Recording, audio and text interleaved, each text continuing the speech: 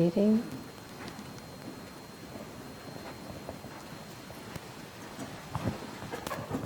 Today's reading is from Rays of the One Light, Weekly Commentaries on the Bible and Bhagavad Gita by Swami Kriyananda. Week 22, The Inner Kingdom. Truth is one and eternal. Realize oneness with it and your deathless self within. The following commentary is based on the teachings of Paramahansa Yogananda. Most people imagine that the inner kingdom, as Jesus described it, lacks the fascination they attribute to sense life, the bright lights, the diverse attractions, the joys and the laughter. Little do they realize what a vast universe extends in their own selves. There are many passages in the Old and New Testaments of the Bible that describe aspects of this inner kingdom. In the book of Genesis we read, "And the Lord God planted a garden eastward in Eden, and the tree of life also in the midst of the garden, and the tree of knowledge of good and evil." Genesis 2:8-9. This garden was in no earthly place. It exists even now in the very self of every human being. The legend of Adam and Eve is allegorical. It describes how the first human beings dissipated their spiritual energy centered in the spine. The spine is the channel through which flows the river of baptism and of spiritual life. The Bhagavad Gita tells us, "The wise speak of an eternal Ashavata tree with its roots above and its branches below." The tree of life, spoken of also in Genesis, is the spine. Its roots are above in the brain's energy. Its branches are the outward spreading nervous system. When the sap, which is to say the energy, flows downward, the consciousness is drawn into delusion. On the other hand, when the energy is drawn upward in deep meditation, the consciousness is drawn toward its eternal source, God, and is at last united with Him. Krishna in the Bhagavad Gita therefore urges his chief disciple, Arjuna, to embrace the yoga science, the path of meditation. The yogi, he says, is greater than the ascetic, greater even than the followers of the paths of wisdom, Jnana Yoga, or of action, Karma Yoga. Be thou, O Arjuna, a yogi. For those who would find the divine truth, Krishna gives this description of the yogi. Steadfast a lamp burns, sheltered from the wind. Steadfastly meditating, solitary, such is the likeness of the yogi's mind, shut from sense storms and burning bright to heaven. Thus, through Holy Scripture, God has spoken to mankind. Om, Om, Om.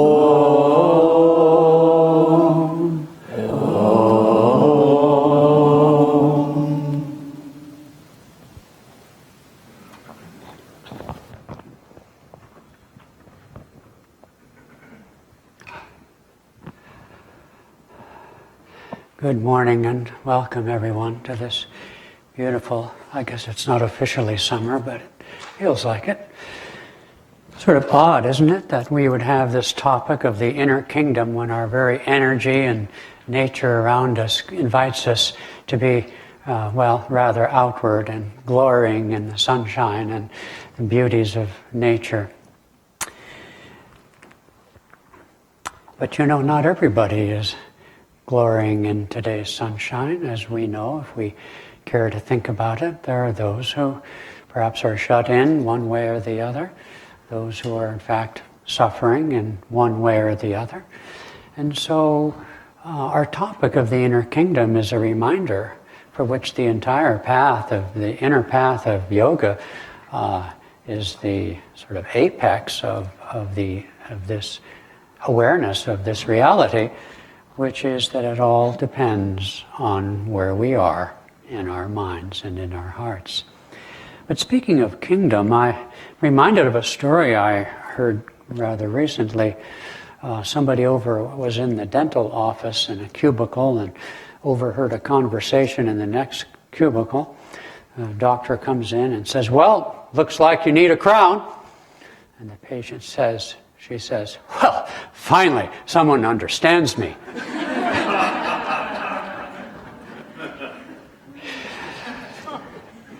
I'm sure it has something to do with the topic, but I'll try to reach for that. Well, we do have a crown chakra, don't we? So, nonetheless, this is the true teaching of all times, which is, as Jesus put it so well, the kingdom of heaven is within us. Padma and I and a number of others, I think there are some here too, who were with us last weekend at the annual Kriyaban retreat taking place in and around the commemoration of our founder's birthday, Swami Kriyananda. And so it was, as this is, a delightful weekend, sunshine and cool breezes and lots of satsang and Kriya initiations of various levels and Kriya reviews and Q&A sessions and meditations. It was just really a glorious weekend. People from all over the world came to deepen our practice of Kriya. Most of you by now surely must know that Ananda Worldwide has initiated a campaign called Be the Change, I Meditate. And this really fits in rather nicely with today's topic. Mindfulness is a billion-dollar industry. There are over 1,000 apps out there on the marketplace of smartphones for mindfulness awareness. When I think of the 20th century, I think history will look back in sadness and shake their heads, certainly more for the first half of it anyway, less so for the second half. But this, based on the advance of so-called progress and so forth, in the name of that progress, the super race, the superman, we can conquer nature and do all these things, in the name of which we managed to slaughter a couple of 100 million people in the name of progress.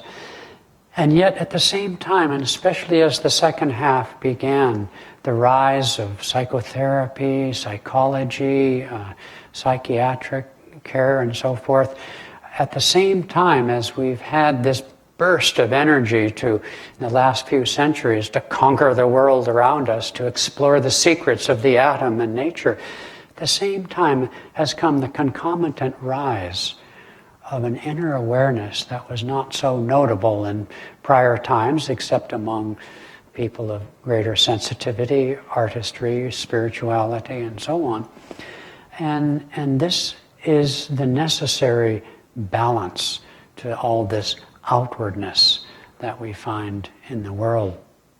I understand that 1 in 5 people, at least in America, are on some kind of medication for various emotional and related needs. We're becoming more self-aware. The concept of meditation as expressed in the term self-realization. Our guru, Paramahansa Yogananda, said that self-realization would become the religion of the future. Now, he didn't mean that some corporation, some grand new Catholic church or something, would take over the world and become one world religion, as some conspiracy theorists or people of that mindset like to imagine, including my dear brother, who's a Catholic priest. He's right of Genghis Khan somewhere. He doesn't even think the Pope is Catholic. I mean, that's how out there he is. He recently saw that I did at Easter a class on Jesus Christ and our teachings in respect to the life of Christ. And he rarely talks to me, but he emailed and wanted a recording of it. Haven't heard back from him since, but and I sure don't expect to. In fact, I don't want to, because it's just going to be an argument. But nonetheless, what that means is people will shift to the inner realization to be, as we hear so often, especially here in the West Coast, to be spiritual, not religious. One of our staff members here, Samara, those of you who know her, sent me a note yesterday. She had a note from her rabidly atheistical brother who quoted her a link to an article in, I don't know, New York Times or something, about the prediction that by 2050 there'll be no churchgoers left. He said, "What do I think about that?" And I said, "I think that's a good idea." at least in terms of the author's point of view, anyway. But it goes deeper than that, because the steady disappearance of people from orthodox faiths and so forth is actually a good sign. Now, these faiths, like all organisms, will fight for survival, you can be sure. So that's why I know even among Catholics, some of them meditate now. They'll gradually get the idea. And if nothing else, then their mere sheer survival will pick up on whatever's good. But that's their problem. The fact is consciousness is shifting.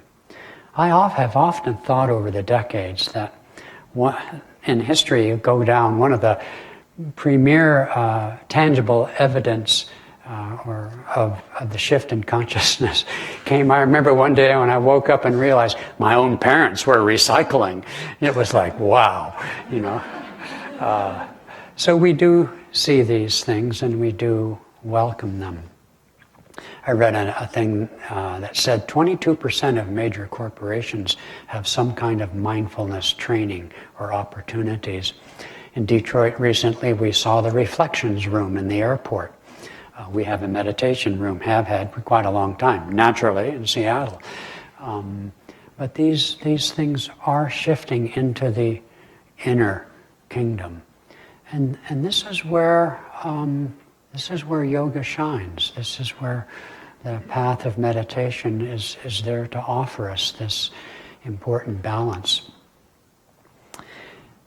Notwithstanding people seemingly leaving religion, as Yogananda put it in his own autobiography, for wisdom too do we have a hunger.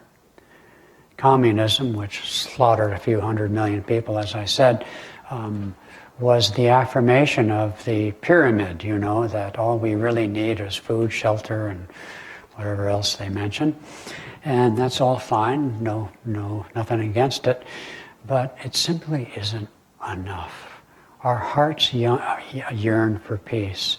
Religion, even if some of you consider this an unfortunate fact, religion will survive because we do hunger for peace of mind. And we don't do that alone because we are not alone. We are one. And thus it is people of faith and sensitivity only naturally gather to reinforce that. And it's certainly necessary in the world today for the various trends that we're even speaking of as well. And so this reading about the inner kingdom goes to the heart of the great science of yoga. Yogananda, when he came, his first book was called The Science of Religion. And this is a great contribution. In the autobiography, there's a sentence at the end of the chapter about Lahiri Mahashai's life. I don't think I can quote it very accurately, but it says, "For those who cannot imagine the divinity of any single human being, the path of Kriya, the practice of Kriya Yoga, offers a way by which we can experience our own divinity." And that's a revelation. That's a new dispensation. And yet how many of us approach meditation? I have my own. I want to just say that what I'm about to say is strictly my own, so it's ain't out of any book or anybody more intelligent or connected than me came up with this. But I always come up with these little ways of understanding things. For example, taking the 8 aspects and applying each of them to the chakras, which in fact Swami Kriyananda did, but it helps me kind of tune in to their qualities. But what was I going to say? I remember. The 7 stages of meditation. Then I want to get back to the 8 aspects. Most of mindfulness meditation taught today, and most of what probably most of us do when we're meditating, so-called, is simply introspection, called mindfulness by some and taught as mindfulness by others. But it's one of those meditations where basically when you're done you realize you've just been thinking the whole time. And thinking of what? Probably yourself, right? And meditating, quote with quotes around it, on your problems and, different things in our mind. And so it is that when a human being sits down, sits still, and typically because of some issue in their life, most likely, begins to think things through. We use the expression, I'll meditate on it. And typically, for most people, it means I'll think about it. Hopefully, for most of us, in addition to thinking about it, which is all but guaranteed, we will actually hold it up to the light in meditation and stillness, wherein cometh our solutions. As Lahiri Mahashai said, practice Kriya, or for my purposes today, practice meditation to solve all your problems. We might come back to that. And so introspection / mindfulness is the first stage of behind closed eyes sitting. But then true meditation, if it's taught properly and practiced correctly, is the intention and effort to transcend that stream of consciousness and to be still and know that there's something greater. The third stage is to actually enter in communion with something greater. Stillness is a goal, but it's only a platform. Never forget that. Stillness is not enough, pleasant as it is, as a respite from the ceaseless monkey mind. So seek stillness, and then look up, and be open to that greater reality which Yogananda called, and I think he coined the term super consciousness. What is that? It is to be lifted into a state whereby the little self enters into the great self, into the state of peace, any of these 8 aspects. This is the great contribution here at Ananda and other paths as well, but not by no means all. In fact, I will say even more so, the minority. Because as clinical practices of meditation grow by the millions, most people are simply exploring and entertaining themselves in the realms of the ego. That's all it is. Even when they try to be still, it's just me and my arrow. Anybody remember that cult movie from the 60s? You're disgusting. Anyway, a cute little movie about a boy and his dog. And anyway, that's all there is. Just me and my arrow. And then, but the true form of meditation is to open ourselves to the greater power. And as science has smashed the hypnosis of the substance of matter, so the yogis, so meditation, Sanatana Dharma, has smashed the substance of ego. And so science shows us this, whether it's macro or micro, it just shows us the immensity of reality in the material form. And so metaphysics, as it were, shows us the immensity of consciousness. Swami Sri Yukteswar, Yogananda's guru, where are you? Oh, there you are. I know he's within me, but he escaped for just a brief moment. And he said that compare the physical cosmos, if you were to put this in size terms, he said is like the little basket underneath a giant hot air balloon, of which the balloon itself describes the immensity of consciousness, of energy, and so on. We know, we're told, I say we know, science is so much our religion that anything science tells us we bow before. I don't know this, but I'm told, I read in a book that there's more energy in a cube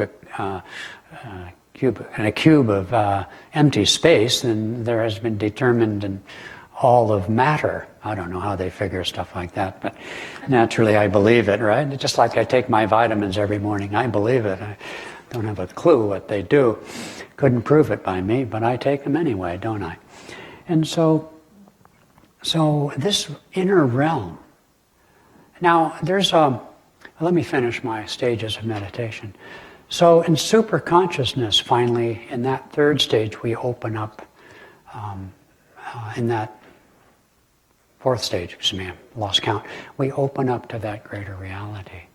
But then begin the higher stages. And the truth is if we were really to enter into this, we know that, as Yogananda said, when in answer to when it all ends, he said it ends in endlessness. If one were to quantify the stages as some yogis have down through the ages, it's much more complex than any of this. Even the stages of samadhi in the cosmic consciousness, in the beginning, it's just temporary. Even permanent cosmic consciousness is still, as Patanjali calls, with seed. It still has baggage, past karma to work out. It's not until all of that is clear and we're like a pure crystal reflecting anything that's around us from the highest state of wisdom that it becomes permanent. But each of these 8 aspects, each of these centers, each of these chakras in the tree of life represent the indwelling presence of God. You know, I'm going to diverge because I read an intriguing article that was sent to me.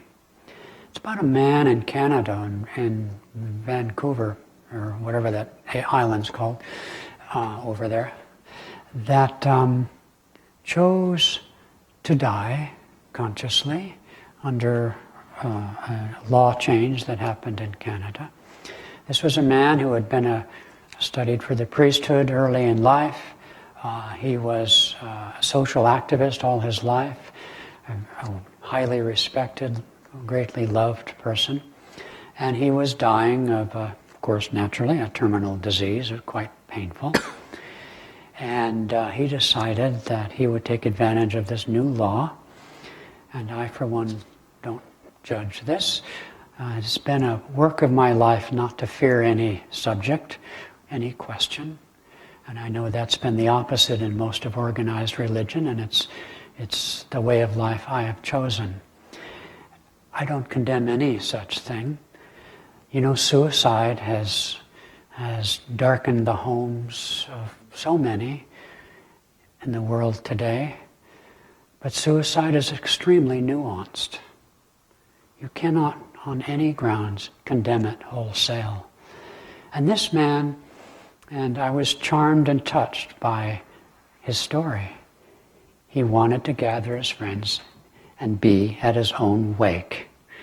And so the night before his death, he gathered all of his friends and had a party. And the next morning, he left this plane.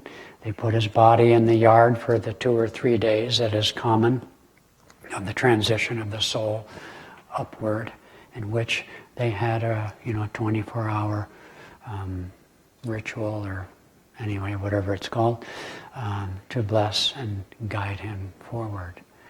But his intention was so conscious, his love for people and his love for life, which is not the classic definition of suicide from a metaphysical point of view. His love of life, his love for God and people, all of it was very touching.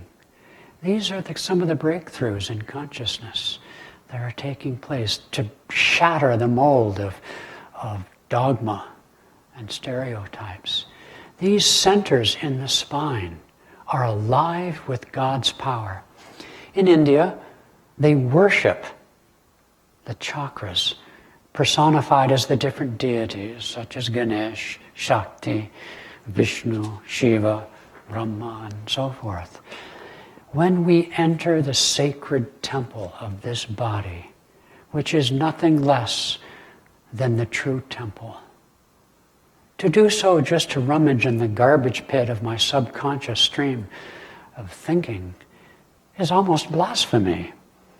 To enter into this sacred temple wherein dwells the Lord, so to speak. The gifts of the Holy Spirit in Isaiah, which are 7. Okay, do the math. 7 chakras.